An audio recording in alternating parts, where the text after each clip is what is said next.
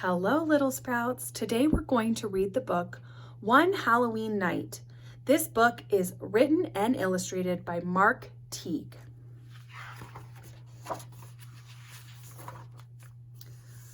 On Halloween, Wendell, Floyd, and Mona were walking home from school when a black cat crossed their path. "Don't pet it, Floyd," cried Wendell.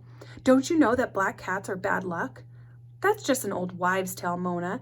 Besides, what could happen?" Wendell merely shook his head. "Anything can happen on Halloween." In fact, something did happen as soon as they got home.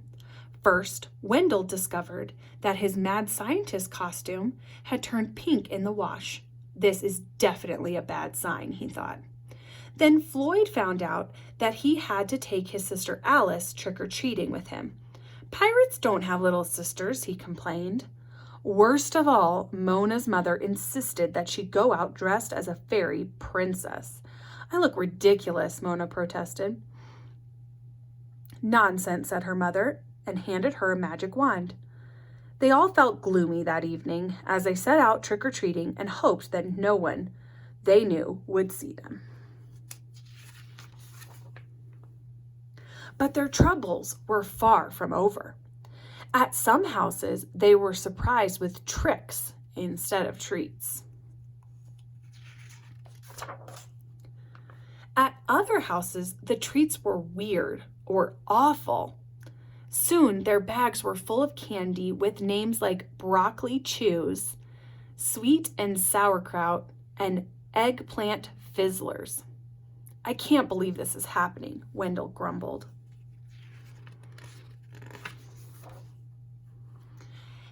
At that moment, a screech of laughter came from down the block. Floyd peered through his spyglass and groaned. "Ugh, it's Leona Fleabish and her nasty friends." "Not them," Mona squeaked. "They're the worst." "We'd better run for it," cried Wendell.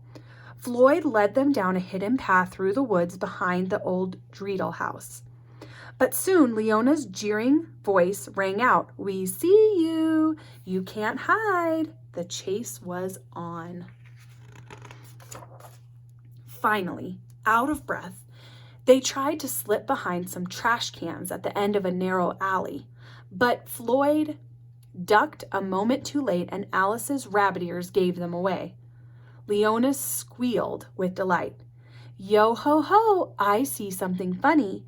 It's Pirate Floyd and his baby bunny."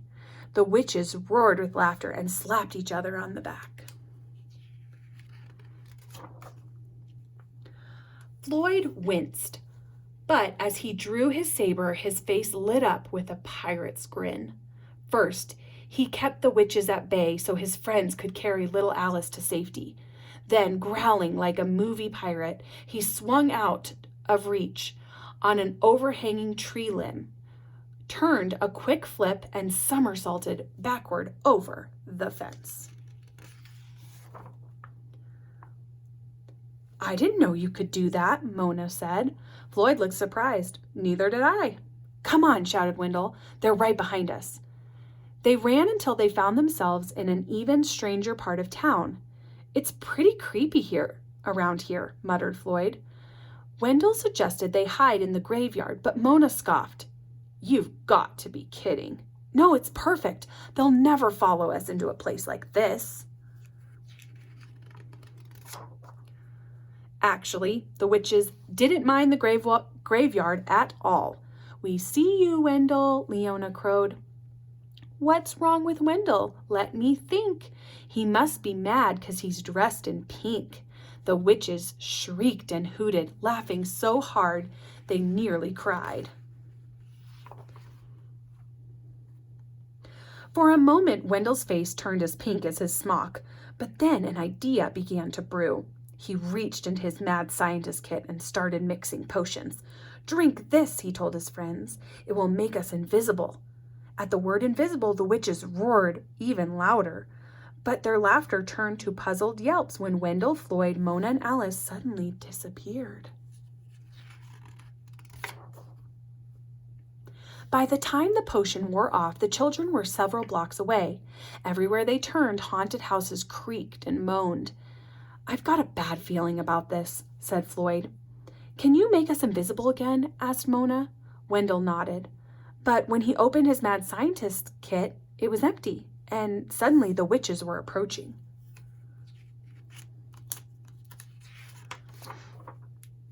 Before they could decide what to do, the witches were upon them. Leona cackled even louder. Just look over there. You'll see something scary. It's Tinkerbell Mona dressed up like a fairy. The witches squealed and guffawed. They snorted and wheezed and rolled on the ground. Mona waited until the laughter died down. Then her eyes flashed, and suddenly so did her magic wand. Now I've got a poem for you, she said, pointing her wand straight at them. Ibbity bibbity boppity bode. Leona Fleabish, you're a toad. Instantly a bolt of white light shot out from the wand, followed by a clap of thunder and a great puff of smoke. The next thing they knew, Wendell, Floyd, Mona, and Alice landed right back on the corner where their evening had begun. There wasn't a witch in sight, and their bags were filled with wonderful, ordinary candy. Wendell stared at Mona's wand. How did you do that? She just shrugged. You said anything can happen on Halloween. Later, they sat in Floyd's living room, sorting their candy and sipping cocoa. You know, Floyd, said Wendell, you make a pretty good pirate. Thanks. You're a good mad scientist, too, even if you are pink. But Mona was the best of all. She smiled. I guess being a fairy princess was okay. Still, I'm sort of glad it's over. Now we can all get back to normal. After a while, Leona Fleabish even stopped being a toad.